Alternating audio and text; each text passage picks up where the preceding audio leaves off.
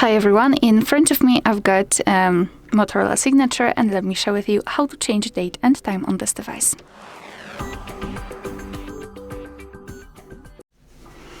So let's start with opening the settings, and here we have to scroll down to find the system.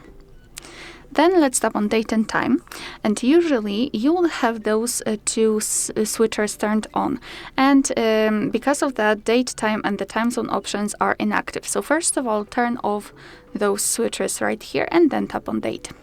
Now you can choose it from the calendar, so find it and tap on it, and then the time, and set it on this clock.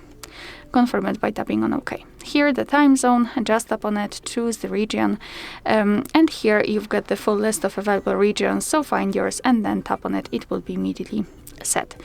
Here we can also change the time format. This is the only format we can change. So for example, we cannot change the date.